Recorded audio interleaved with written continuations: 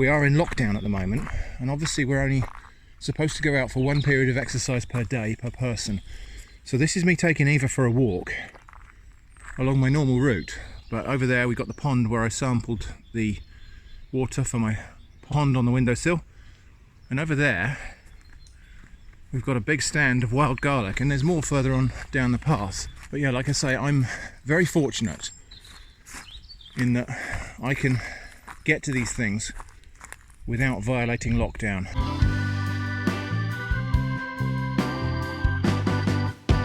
Now it's quite important not to overpick any particular area, so I've already been through this and picked this amount already, and as you can see I haven't really depleted what's there, and I try to do that, pick a little bit from everywhere so that we don't end up depleting any particular patch. It's not like this plant won't just bounce back anyway. This is a very invasive and vigorous plant, and all of those leaves I've picked will be filled out by other plants.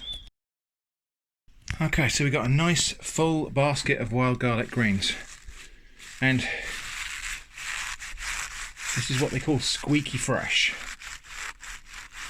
So in case you're thinking of trying this, be careful what you're picking. I'm very, very familiar with this vegetable, so I know what I'm doing here, and I know that I'm picking the right thing. There are lots of other plants that grow alongside this and up in with it that would be poisonous. You can have buttercups, wild arum, bluebells, to name 3. Lily of the valley is a particular risk because lily of the valley looks similar to this plant, although I know it well enough to be able to tell the difference. So don't just go and grab bunches of leaves and hope that you have the right thing. You have to be really confident about what you're identifying here, and that confidence comes with practice and study. So I've got about 15 grams of salt here, and it looks like I've got a lot of salt here, but I'm using Maldon sea salt flowers of salt, which this is why TV chefs always look like they're adding a lot of salt, because it's actually quite thin little flakes of salt that have a lot of volume but not a lot of mass. I'm also going to add in about 1.5 tablespoons of chili flakes for a bit of extra spice here. So now one kind of handful size bunch at a time. I've given it a really good rinse to get rid of the dirt. We're not worried about getting rid of bacteria off of this. The bacteria are in fact crucial to the fermentation process. Discarding anything that is a foreign body. Here's an ivy leaf I accidentally picked with a couple of stalks of this. So I'm picking this through very carefully to make sure that what I'm pickling here is just the wild garlic. We are including some of the unopened flower buds because that's just a little bit of different texture and crunch. We're going to cut it into smallish pieces, so cutting it into maybe 2 centimetre, 1.5 centimetre chunks. Having got that all like that, we will transfer that into a glass dish. We're just going to add a little bit of our salt, a little bit of the chili, and give it a bash down.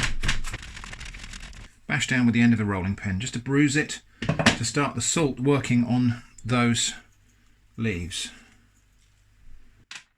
And then we just repeat until all of the garlic is in the bowl. Okay, so that's the last of the garlic in there, and I've used nearly all of my salt. Now, I've been bashing this down with the rolling pin, but it's got to the point now where I've actually just got to get my hands in there and give it a squish to bruise those leaves down and draw out the juices. My hands are clean, although I imagine I will still get comments about this. So you can see now, when I press this down, the amount of juice that's coming up there. You can just about see, that might be better, there. See the juice starting to well up. That's exactly what we want. So now what we have to do is pack that down and then find a plate that is approximately the right size for pressing this. Couldn't find a plate that will fit in there to press that down. So plan B is find a bowl that a plate will fit in. And we'll just transfer that in, which is good because that means we get a chance to invert it and see what's going on down at the bottom. Well, you can see quite clearly a change has taken place already, which is good, but we're nowhere near done with this yet. It's kind of amazing that that bowl of greens has come out of that whole basket of ramsons. Got to press that with a plate, but I suspect that there is potential for this to stain, and Jenny will kill me if I stain one of our plates. So what I'm going to do, I'm going to put the plate in a plastic bag and seal it up. So I'm just going to spread a sheet of plastic across there, and then I've got my heavy granite mortar. I've got a bowl we can put the pestle in, and a hammer as well. And hopefully that will be enough weight to give that a squeeze down. We've got to leave that now for, I think, 24 or 48 hours. I'll go and read the recipe. Then we're ready for the next stage. 24 hours have passed. Let's see what we have here.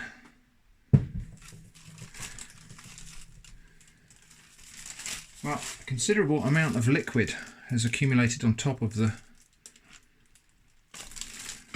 garlic. Some of it's a little bit brown and discoloured. I assume that's normal.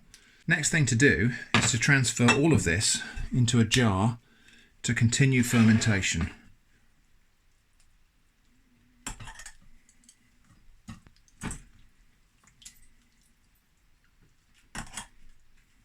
So push that all down as best we can. So I've got a resealable bag that's got a bit of water in it. It's important to put that water in before you put the bag in here, or else if there was a little leak, well, that would come out and spoil the process. And allow that to settle down onto the top of the ferment. We're going to put some more water in there just for a bit of extra weight.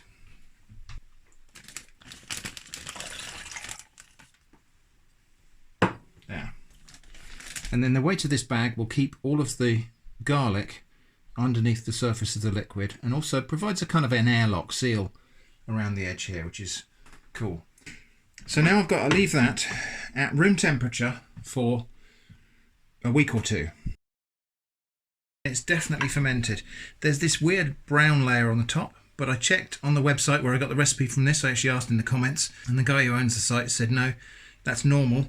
So we need to carefully extract this bag of water. Let's just have a sniff. Oh yeah, that's definitely pickled. And now what I need to do is pack this into smaller jars to go in the fridge. Try not to leave any air spaces, just pack it down tight into the jars that it's going to be stored in. And this is going to go in the fridge, because now that it's pickled, it will need to slow down the fermentation. Okay, well, I'm going to taste a little bit of that fell on the worktop there so that we don't waste that. Let's give it a go. Wow. That's really good. It's really potent, both in terms of chili heat and in terms of pickling. It's got that kind of funky pickle flavour that you get with kimchi. Okay, I reckon I've probably got maybe 2 more jars in there. Quick lunch al desco, because I'm working at home this week. So I just thought I'd want to try some of this pickled garlic with some rice, and actually I've got some fried luncheon meat, which is a bit weird, but hopefully a nice thing to combine with it. Let's give that a taste.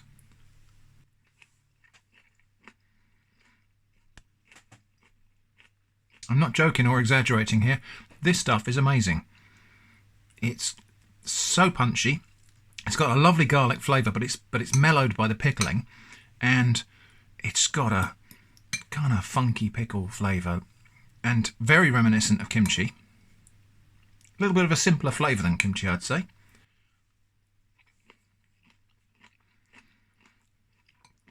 But yeah, really great with a bit of rice and some fatty pork. It's got a nice little kick of spice from those chili flakes I added in there. But yeah, really, really pleased with that. Considering that's my first attempt at making lacto-fermented pickles, I'm really pleased with that. And going to do that again, maybe with some different things. So I hope that was interesting. Thanks for watching, and I hope to see you again soon.